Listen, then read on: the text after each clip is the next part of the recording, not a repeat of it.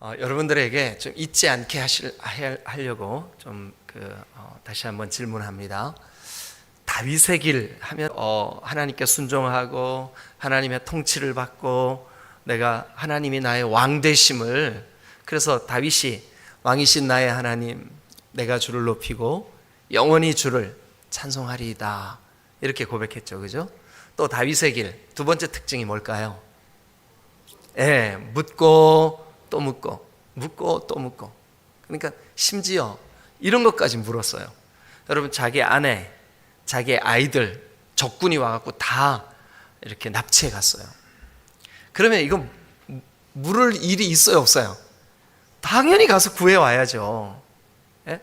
당연히 가서 구해 와야죠. 하나님, 저 아말렉이 와가지고 우리의 그 가족들, 우리 지금 나와 함께한 400여 명의 그 군사들의 그 가족들을 다 납치해 갔습니다. 어떻게 할까요? 다윗은 그 상황 가운데, 그 긴박한 상황 가운데서도 하나님께 물었어요. 묻고 또 묻고. 이게 다윗의 삶의 특징이었어요. 다윗이 왜 위대하냐 하면 범사에 하나님께 묻고 또 물었어요. 그게 다윗의 길의 특징이에요. 또 한 가지 뭔지 혹시 생각나세요? 크게 해주세요. 제가 안 들려서 그래요. 뭘까요? 저도 지금 잘 생각이 안 나는데. 근데 우리 두 가지는 꼭 기억합시다. 하나는 내 위에 진짜 왕은 하나님이시다. 한번 따라 하시죠. 진짜 왕은 하나님이시다. 성경 일독 학교 하면 이게 굉장히 중요한 주제예요. 그래서 1시간 내내 그 얘기만 해요. 그 다음에 두 번째, 우리 이거 꼭 기억합시다. 묻고 또 묻고, 묻고 또 묻고. 한 가지가 뭐였었죠? 저도 다시 확인해서 다시 알려드릴게요. 어쨌든 이 두 가지만 우리 정확하게 기억을 해도 정말 우리가 다윗처럼 하나님의 인도하심을 받을 수 있으리라고 확신합니다. 여러분, 내 삶의 주인이 내가 아니에요.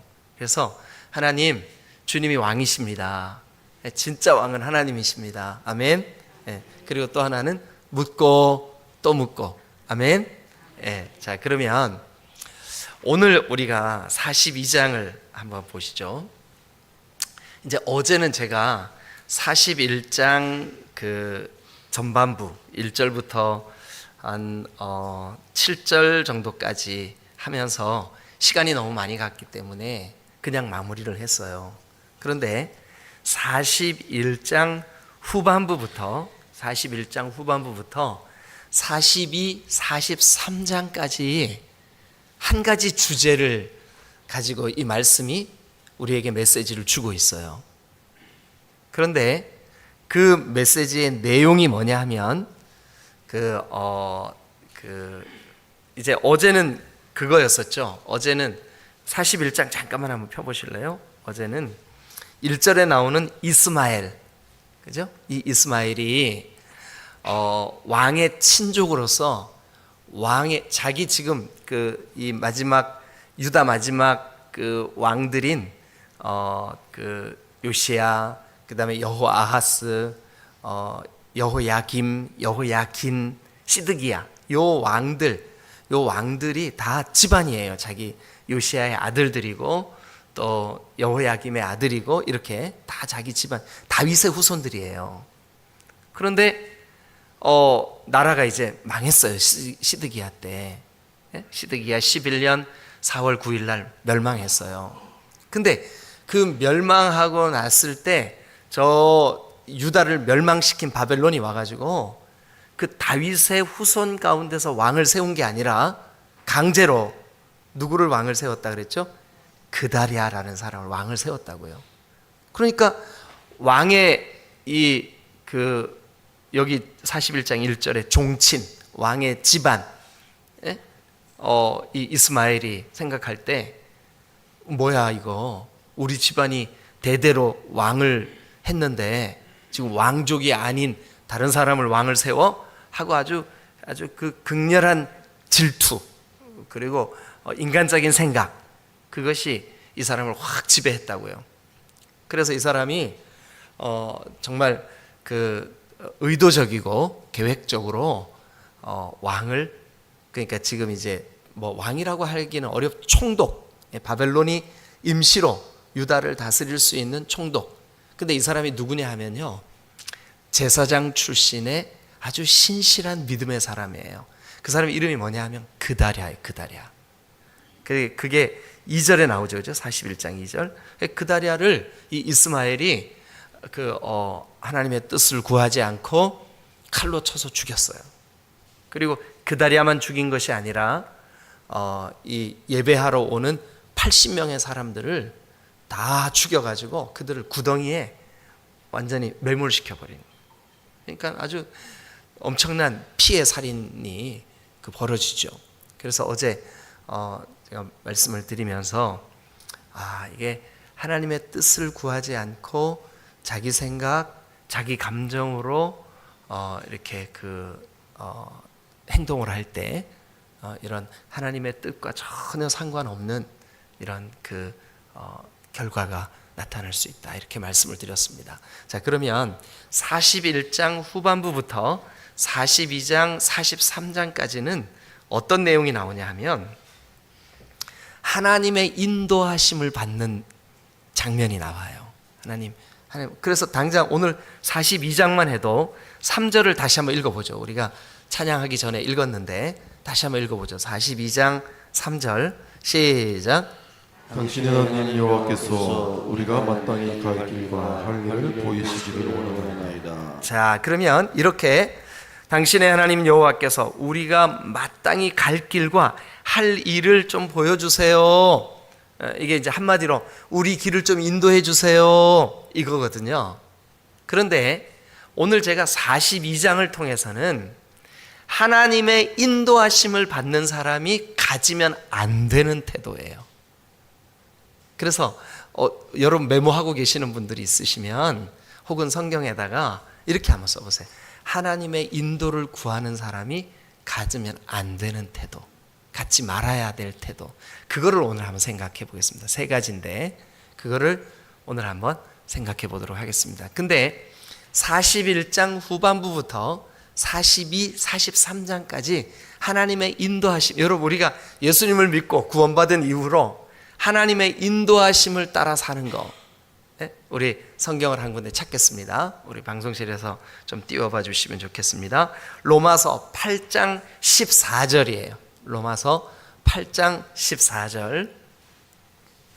자, 여러분 우리가 하나님의 인도하심, 하나님의 영으로 인도함을 받는 게 얼마나 중요한가 한번 같이 읽어볼까요? 자, 시작. 무릇 하나님의 영으로 인도함을 받는 그들은 하나님의 아들이라. 그러니까 하나님의 영으로 인도함을 받는 그 사람은 뭘까? 누굴까요? 하나님의 아들이에요. 하나님의 아들, 하나님의 자녀. 여러분, 저와 여러분들이 예수 그리스도를 영접하는 그 순간 우리가 하나님의 자녀가 되는 권세를 누리고 있잖아요. 그죠? 그러니까 여러분들이 하나님을 믿는 순간, 예수 그리스도의 이름을 영접한 순간부터 여러분들은 하나님의 아들과 딸이에요. 그러면 우리가 하나님의 자녀라면 로마서 8장 14절에 의하면 하나님의 영이 여러분들의 삶을 인도해 주셔야 될 줄로 믿습니다. 근데 하나님, 내 삶을 인도해 주세요. 내 삶을 이끌어 주세요. 예. 여러분, 그런 삶의 이끄심, 삶의 인도하심. 예. 지난 주일날 우리 정영수 선교사님 오셔서 이렇게 얘기했죠, 그죠? 여러분 더 북한에 대해서 더 궁금하고 뭐 이런 게 많을 텐데 굉장히 이렇게 이야기를 절제하시더라고요. 그래서 다 끝나고 난 다음에 좀 북한 얘기 좀 많이 들려주지 그랬어. 그랬더니 안 돼요. 그런 얘기를 하시면서 설교 마치고 또 한참 같이 교제하다 가셨어요. 그런데 이제 얘기를 하면서 하나님의 인도하심의 신실하심. 네? 우리 그날 선교사님의 설교를 들은 분들은 다 기억하실 거예요. 주일날 오후에 고등학교 3학년 때 그 우연히 본 그 신문 기사, 거기에서 북한에 대한 마음을 품고 하나님께서 아주 그 신실하게 그 인도해 주시고, 사실은 그 강남중앙침례교회라고 우리 교단에 강남에 있는 좀 그 큰 교회가 있어요. 여러분 김충기 목사님 이름 들어보셨죠, 그죠? 그분이 목회하시던, 지금은 고인이 되셨는데, 그분이 살아생전에 북한에 대한 간절한 어떤 그 기도 제목이 있었어요. 하나님, 우리 민족 정말 더 고통받지 않게 해주세요. 저 북한의 공산주의, 또 북한의 그 우상화된 김일성, 김정일, 김정은 이 세습, 그리고 그들의 독재, 여기로부터 하나님 우리 고통받는 그 북한 사람들을 주님 불쌍히 여겨주세요 하는 그런 마음이 있으셨어요. 그래가지고 그때 그 교회가 선교사님들을 이렇게 그룹으로 파송을 했어요. 그래서 이제 그분들이 그 도문에, 중국 도문에, 그러니까 북한에서 보면 두만강 바로 건너편이에요. 거기에다가 기술학교를 세웠어요. 그래서 은밀히 이제 탈북하는 아이들을 데려다가 기술을 배워서 그들을 살아갈 수 있도록 이렇게 만들어주는. 근데 그게 이제 중국 공안에 의해서 발각이 되고 다 빼앗겼어요. 그리고 이제 추방당하고, 그리고서는 이제 이분들이 같이 어떻게 해야 될까, 교회랑 같이 고민하고 이렇게 하다가 러시아에 다시 캠프를 만든 거죠. 그런데 이제 그 정명수 선교사님이 그 하나님의 뜻을 구하는 그 삶, 한 걸음 한 걸음 하나님이 어떻게 인도해 주실까, 어떻게 이끄실까 하는 그 한 걸음 한 걸음의 삶을 간증을 하는데, 이 성경에 기록된 내용과 너무 똑같은 원리를 따라가고 있는 거예요.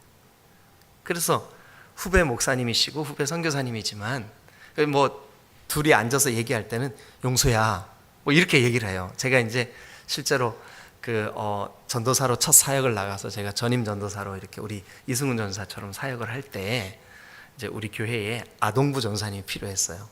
그래서 제가 엊그제 온 그 선교사님 보고, 용수야 우리 교회 와서 너 아동부 해. 그러면 좋겠어. 그랬더니 이 친구가 주말마다 와가지고 우리 단칸방에, 우리 신혼이었었거든요 그때. 근데 셋이 같이 잤어요. 그러면서 그 시절을 보냈어요. 그런데 지금 이제 수십 년이 지나서 한 30여 년 지나서 우리의 사역을 가만히 되돌아볼 때, 저는 이제 이 목회 사역에서, 또 그 형제는 북한을 향한 그 30년 변치 않는 그 마음에 하나님의 인도하심을 받으면서 살아왔더라고요. 근데 그 간증을 나누면서 마음에 이게 막 뜨거운 마음이 생기는 거예요. 야, 저렇게 어떨 때 외롭고, 어떨 때 힘들고, 어떨 때 정말 경제적인, 재정적인 어려움 때문에 막 굶주리고. 그래서 제가 이번에 제일 큰 아들이 우솔인데, 그 아들이 침례신학대학에 지난 학기 입학을 해. 몰랐어요 제가. 근데 한 학기를 다녔더라고요. 그래서 정말 하나님 이 아이의 삶도 주님께서 인도해 주세요 하고 주님 앞에 기도하고 있어요. 근데 여러분, 이렇게 선교사님이나 목회자만 하나님 뜻을 구하고 한 걸음 한 걸음 주님 인도해 주세요 하며 살아야 될까요? 아니면 하나님의 자녀들인 우리 모두가 다 매 순간마다 하나님의 뜻을 구해야 될까요? 어떻게 해야 맞아요? 우리 모두가 다 하나님의 뜻을 구하고 하나님의 인도하심을 구해야 돼요. 아멘. 자, 그런데 오늘 이 42장에는 여러분, 이 이스마엘이 그다리아를 죽이고, 또 이 이스마엘이 저 암몬 자손들에게 피난을 가고 도망을 가고, 그리고 또 그 중에 또 한 그룹인 요하난이라고 하는 사람이 등장을 하는데, 이 사람이 그 바벨론 사람들을 두려워하고 이렇게 해서 애굽으로 도망가기로 결정을 해요. 그런데 이 요하난이라는 사람이, 자 1절 한번 읽고 이제 3절을 따라서 우리가 이 하나님 뜻을 구할 때 이렇게 해서는 안 됩니다. 그 하나님의 뜻을 구하는 사람이 해서는 안 될 행동 세 가지, 그거를 오늘 같이 나누려고 하는데 1절 한번 읽어보세요. 시작. 이 모든 군대의 지휘관과 가랴의 아들 요한과 호사야의 아들 여사야와의 백성이 낮은 자로부터 높은 자까지 다 나와. 자, 그런데 이 요하난이 어떤 사람들이냐 하면 이런 사람들이에요. 한번 같이 보겠습니다. 2절. 그들이 이제 요하난과 그 백성들이 예레미야에게 왔어요. 2절. 선지자 예레미야에게 이르러 당신은 우리의 탄원을 듣고 이 남아있는 모든 자를 위하여 당신의 하나님 여호와께 기도해 주세요. 거기 한번 밑줄 그어보세요. 당신은 우리의 탄원을 듣고 우리의 이 현재 상황을 듣고 당신의 하나님 여호와께 기도해 주시오. 예. 그러면서 이제 3절, 하나님 우리의 길을 좀 인도해 주세요 하고 좀 기도해 달라고. 누구한테 부탁했어요? 예레미야 선지자한테 부탁을 했어요. 자, 근데 이렇게 우리 길을 인도해 주세요 라고 기도하면서, 이렇게 기도 부탁을 하면서 해서는 안 될 행동 세 가지예요. 근데 제가 서두에 말씀드렸죠. 이 우리의 길을 인도해 주세요 라고 하는 개념이 몇 장부터 시작된다고요? 이미 41장 후반부부터. 어디까지요? 43장까지. 그래서 부득이 이 요하난과 그와 함께 온 예레미야에게 와서 기도 부탁을 하는 이 백성들 이야기를 어디부터 풀어가야 되냐 하면 41장 후반부부터 풀어가야 돼요. 그래서 오늘은 41장 후반부부터 42장까지 이야기를 가지고, 제가 여러분 이 스토리를 다 정리해서 말씀드리기는 좀 어렵고 시간 관계상, 그래서 해서는 안 될 이야기 세 가지만 나누고 오늘 마무리하고 기도하시자고요. 자, 첫 번째, 이렇게 해서는 하나님의 뜻을 구하는 자세가 아닙니다. 첫 번째, 뭐가 하나님의 뜻을 구하는 자세가 아니냐면, 일단 2절 우리가 한번 관찰해 보죠. 선지자 예레미야에게 이르렀어요. 누가요? 요하난과 그의 백성들이. 예. 그런데 그 사람들이 뭐라고 와서 말하냐 하면, 예레미야여, 당신은 우리의 탄원을 듣고 이 남아있는 모든 자를 위하여 당신의 하나님 여호와께 기도해 주소서. 그러면서 3절도 보세요. 당신의 하나님 여호와께서 우리가 마땅히 갈 길과 할 일을 보이시기를 원합니다. 자, 2절과 3절에서 여러분들이 문제를 찾으세요. 이렇게 기도하면 안 되는데 잘못 기도하는 거 한번 보세요. 2절과 3절에서 뭐라고 기도했어요? 그렇죠. 이제 여러분들이 잘 훈련되고 있는 거예요. 네, 잘하셨어요. 뭐냐 하면 요하난이 하나님 앞에 구할 때 우리의 하나님 혹은 나의 하나님, 예레미야에게 기도 부탁하는 건 문제가 없어요. 왜냐하면 그 예레미야가 지난 40년 동안 우리가 바벨론에 망합니다, 우리가 바벨론에 망하는 이유는 우리가 우상 숭배했기 때문입니다, 영적으로 교만했기 때문입니다, 우리의 마음이 교만해져 높아져서 하나님이 말씀을 들려주실 때 우리가 그 음성을 듣지 못했기 때문입니다. 이게 지난 40년 동안의 한결같은 설교 내용이었어요. 그러니 이 요하난과 그와 함께한 백성들이 당연히 그 설교를 해왔던 그 예레미야의 말대로 우리가 바벨론에 의해서 멸망했고 바벨론이 쳐들어왔고 그리고 지금 우리는 포로가 되었고, 그러니 예레미야에게 질문하는 거 맞죠? 그런데 여러분, 이런 태도를 가지고 구하면 안 됩니다. 첫 번째 뭐냐 하면 이거예요. 하나님과 그러니까 뭐라 그래야 되죠? 우리 하나님, 그거는 바른 관계죠, 그죠? 근데 당신의 하나님, 그럼 나하고는 관계 없다는 얘기잖아요. 만약에 여러분 이제 두 형제가 있었는데 아버지한테 두 형제가 이제 얘기를 하다가 형이 그랬어요. 야, 나는 아버지하고 관계가 좀 어려워. 그러니까 동생 네가 니네 아버지한테 가가지고 형 얘기 좀 잘해줘. 여러분, 그러면 이 형이, 여러분 문제가 있어요 없어요? 문제 있는 거예요. 이 형도 하여튼 뭐 내가 그동안 하나님 뜻을 아버지 뜻대로 살았든 못 살았든 간에 누구 아버지예요 지금? 내 아버지예요. 우리 아버지예요. 여러분, 우리가 먼저 하나님의 뜻을 구할 때, 하나님의 도우심을 구할 때 하나님과의 바른 관계 속에 하나님의 도우심을 구해야 될 줄로 믿습니다. 근데 안타깝게도 이 요하난과 그와 함께한 백성들은 지금 어떤 태도로 예레미야에게 와서 기도 부탁을 하냐면, 당신은 지금 지난 40년 동안 하나님의 뜻을 바르게 전했고 그 뜻대로 이루어졌고 하나님이 우리를 바벨론에 포로되게 했고 바벨론에 쳐들어왔고 당신 말이 맞았습니다. 그러니 당신의 하나님 여호와께 당신이 좀 구하시오. 예? 여러분, 이거는 하나님의 뜻을 구하는 바른 자세가 아니에요. 하나님의 뜻을 구할 때 우리가 먼저 해야 될 거, 하나님과 바른 관계를 가지시기를 주님의 이름으로 축원합니다. 그러니까 우리가 하나님과 바른 관계는 뭐예요? 내 아버지예요. 아버지, 하나님, 나의 아버지요. 아버지의 뜻을 깨닫게 해주세요. 강단에서 선포되는 말씀이든 내가 개인적으로 묵상하던 말씀이든 어쨌든 기록된 하나님의 말씀을 통해 나에게 하나님의 뜻을 분별하게 해주세요. 하나님의 뜻을 깨닫게 해주세요. 하나님, 내 갈 길을 인도해 주세요. 여러분, 그런데 안타깝게도 이 요하난과 그와 함께한 백성들은 마치 저분의 하나님이긴 한데 나의 하나님은 아닌 것 같아. 예? 그런 자세는 바른 자세가 아니에요. 그래서 여러분, 우리가 하나님의 뜻을 구할 때 먼저 기억해야 될 것은 내가 먼저 하나님과 바른 관계, 하나님이 나의 아버지이심을 확신하는 관계, 하나님이 내 하나님이라는 확신을 가진 관계. 그래서 여러분, 거기 2절에 당신의 하나님 여호와께 기도해 주소서, 거기 밑줄 그어놓고 여러분 거기다가 당신의 하나님이 아닌 나의 하나님으로 믿을 때 우리가 하나님의 뜻을 바르게 분별할 수가 있어요.